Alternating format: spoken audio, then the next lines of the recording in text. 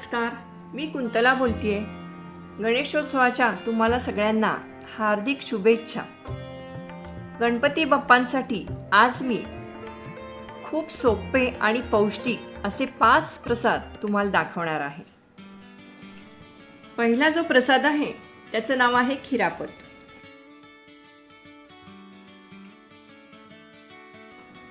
या खिरापतीसाठी काय लागते ते पाहूया. 1 कप किसलेलं सुकं खोबरं, अर्धा कप खडीसाखर, काजूचे तुकडे, बदामाचे काप, वेलची पावडर, किशमिश आणि थोडेसे पिस्ता तुकडे, खसखस. इथे मी साध्या साखरेऐवजी पत्री खडीसाखर वापरली आहे की ज्याचे औषधी गुण खूप आहेत. खडीसाखर मिक्सरमध्ये टाकली आहे आणि जाडसर दळून घेतलेली आहे. तसेच खसखस तव्यावर टाकून मंद आचेवर 2-3 मिनटं भाजून घेतली आहे. सुकं खोबरं पण तव्यावर टाकून थोडंसं 2-3 मिनटं भाजून घेतलेलं आहे. भाजलेलं सुकं खोबरं आणि खसखस मिक्सरमध्ये टाकून जाडसर दळून घ्यायचं आहे. जाडसर दळलेलं आहे खोबरं आणि खसखस. नंतर एका बाउलमध्ये घेऊन त्यात दळलेली साखर मिक्स करायची आहे. नंतर पिस्ता, किशमिश, काजू, बदाम आणि वेलची पावडर टाकून घ्यायची आहे. उरलेले ड्रायफ्रूट्स परत गार्निश करायचे आहे. खिरापत तयार झालेली आहे. एका सर्विंग बाउलमध्ये काढून त्याच्यावर मी उरलेले ड्रायफ्रूट्स गार्निश केलेले आहे. खोबऱ्यामध्ये असलेलं लॉरिक ॲसिड आपलं बॅड कोलेस्टेरॉल कमी करतं आणि खसखस आपल्याला ब्लड प्रेशर कमी करण्यास उपयुक्त आहे. तसंच थायरॉईडसाठी पण खसखस खूप उपयुक्त आहे. आता दुसऱ्या खिरापतीचं नाव आहे पंचखाद्य. पंचखाद्यासाठी मी 7 खारकांचे तुकडे करून घेतलेले आहेत. 15 खजूर पण बिया काढून घेतलेत. 1 कप खोबरं घेतलंय किसून आणि 2 चमचे किशमिश, 2 चमचे खसखस घेतलेली आहे.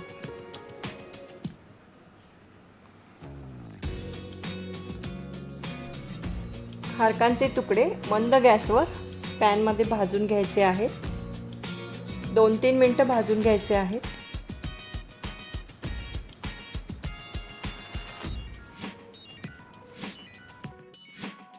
तसेच खसखस आणि खोबरं पण मंद गॅसवर 2-3 मिनटं भाजून घ्यायचं आहे आणि मिक्सरमध्ये जाडसर दळून घ्यायचं आहे. दळून झालेलं आहे. नंतर खारकांचे तुकडे बारीक करून घ्यायचे आहेत.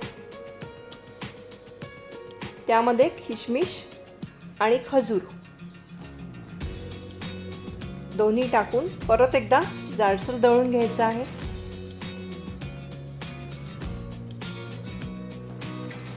मिक्सरमधील मिश्रण आपण आधी बारीक करून घेतलेल्या खसखस आणि खोबऱ्यात मिक्स करून घ्यायचं आहे. नंतर आधीच्या खिरापतीसाठी वापरलेली मी बारीक केलेली खडीसाखर इथं वापरत आहे. 2 चमचे. परत हाताने सर्व मिक्स करून घ्यायचं आहे आणि नंतर बाउलमध्ये काढून त्याच्यावर किसलेलं खोबरं घातलेलं आहे. हा झाला आपला दुसरा प्रसाद तयार, पंचखाद्य. बाहेरील मिठाईपेक्षा अतिशय पौष्टिक आणि टिकाऊ असा हा प्रसाद आहे. तिसऱ्या प्रसादाचं नाव आहे शुगर फ्री पौष्टिक सुक्या मेव्याचे मोदक. मोद म्हणजे आनंद आणि मोद देणारा तो मोदक होय. बाप्पांना आवडणारा सगळ्यात आवडीचा असा हा मोदक. यासाठी लागणारं साहित्य: 25 काळे खजूर घेतलेत बिया काढून, 7 अंजिराचे काप, खारीक पावडर पाव कप, किशमिश छोटा बाउल, 7-8 बदामाचे काप, मिक्स ड्रायफ्रूट छोटे बाउल, 3 चमचे गाईचं तूप घेतलं आहे, 2 चमचे खसखस घेतलेली आहे. पॅनमध्ये तूप टाकून त्यात खजूर, अंजीर आणि किशमिश टाकायचे आहेत. आणि मंद गॅसवर 3-4 मिनटं परतायचं आहे.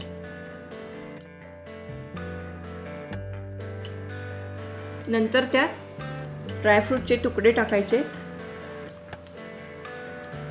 आणि खारीक पावडर पण मिक्स करून घ्यायची आहे आणि चांगलं परतायचं आहे.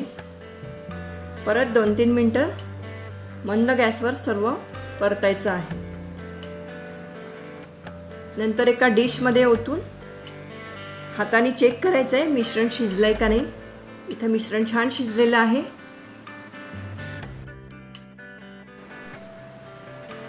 नंतर मोदकाचा साचा घ्यायचा आहे आणि त्यात हे मिश्रण व्यवस्थित भरून घ्यायचं आहे आणि मध्ये बदामाचा एक काप ठेवून परत मोदकाचा साचा घट्ट बंद करायचा आहे. नंतर साचा उघडून एक मोदक व्यवस्थित बाहेर काढून त्याच्या साईडचं थोडंसं आलेलं मिश्रण कट करून किंवा हाताने काढून खसखसीमध्ये उलट्या बाजूने मोदक डुबवून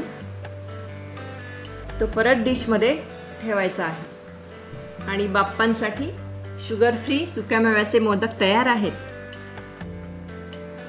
किशमिशमध्ये मेथॅनॉल एक्स्ट्रॅक्ट असतो आणि त्यात अँटी रॅडिकल आणि कॅन्सर प्रिव्हेंटिव्ह गुण असतात. चौथ्या प्रसादाचं नाव आहे डाळिंबाची जेली बर्फी. डाळिंब हे खूप औषधी आहे. यांनी वात कफ दूर होतो. तसंच हे पित्तशामक आहे. तापात खूप फायदेशीर आहे आणि उष्णता कमी करतं. हृदयासाठी डाळिंबाचा रस तर अतिशय उपयुक्त आहे. यासाठी मी 5-6 डाळिंबाचे दाणे ज्युसरमध्ये टाकून ज्यूस काढून घेतलेला आहे.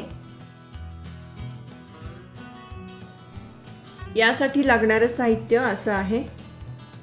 डाळिंबाचा ज्यूस 1 बाउलभर, त्याच्या पावपट कॉर्नफ्लोअर, डेसिकेटेड कोकोनट, डाळिंबाचे दाणे आणि पाव कप दळलेली पिठी साखर. कॉर्नफ्लोअरमध्ये डाळिंबाचा थोडा ज्यूस टाकून पेस्ट करून घेतलेली आहे.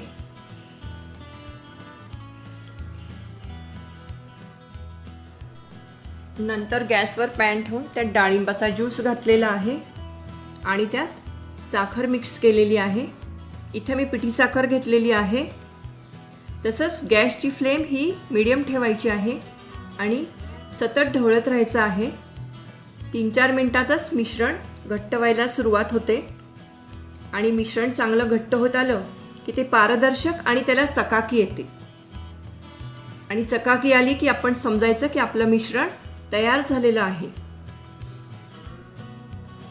नंतर एका डब्यात तूप लावून मी हे मिश्रण ओतलेलं आहे आणि सेट करून मी फ्रीजमध्ये 2 तासासाठी ठेवलं आहे. डीप फ्रीजरमध्ये नाही ठेवायचं आहे. 2 तासांनी मिश्रण बाहेर काढून मी एका थाळीत ते बर्फी ओतलेली आहे आणि नंतर तिच्या वड्या पाडलेल्या आहेत. वड्या अगदी जेलीसारख्या दिसत आहेत. त्याच्यावर डेसिकेटेड कोकोनट आणि डाळिंबाचे दाणे लावलेले आहेत. अशी ही डाळिंबाची जेली बर्फी तयार झालेली आहे. खूप सुंदर टेस्ट आहे या बर्फीची. नक्की ट्राय करा तुम्ही.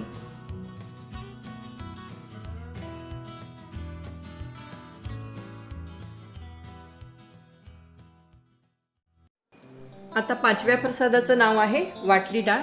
गणपती निघताना किंवा विसर्जनाच्या दिवशी त्यांच्यासोबत आवर्जून ही वाटली डाळ केली जाते आणि सोबत प्रसाद म्हणून दिली जाते. यासाठी लागणारं साहित्य: चणा डाळ 1 कप, पाणी, 7-8 हिरव्या मिरच्या, मोहरी 1 चमचा, मीठ 1.5 चमचा, कढीपत्ताची पाने, अर्धा लिंबू, थोडी कोथिंबीर, 4 चमचे तेल घेतलंय, 1.5 चमचा साखर, हळद 1 चमचा घेतली आहे. चणा डाळ 4-5 तास आधी पाण्यात मी भिजवून घेतलेली आहे. नंतर ती मिक्सरमध्ये बारीक करून घेतलेली आहे. मिक्सरमध्ये हिरव्या मिरच्या टाकून बारीक करून घेतलेल्या आहेत. तुमच्या आवडीप्रमाणे तिखट हवे असल्यास जास्त मिरच्या घेऊ शकता. मिरच्या बारीक झालेल्या आहेत. तुमच्या आवडीप्रमाणे तुम्ही मीठ, लिंबू, साखर यांचं प्रमाण कमी जास्त करू शकता. गॅसवर कढई ठेवलेली आहे. त्यात तेल, नंतर थोडंसं हिंग पण टाकलं आहे, मोहरी. तेल तापलं की परत त्यात हळद टाकली आहे.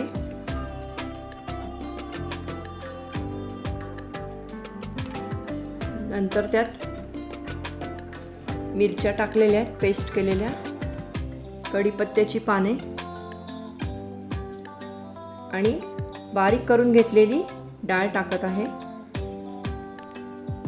डाळ जास्त बारीक करायची नाही आपल्याला, थोडीशी जाडसरच ठेवायची आहे. नंतर डाळ परतून त्यात मीठ टाकलेलं आहे, साखर, परत एकदा सर्व परतून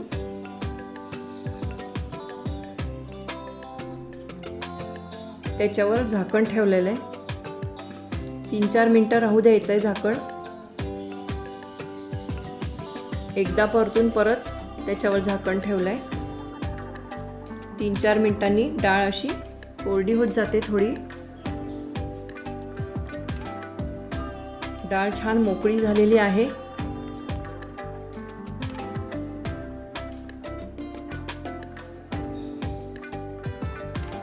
नंतर त्यात लिंबू पिळून घेतलेला आहे.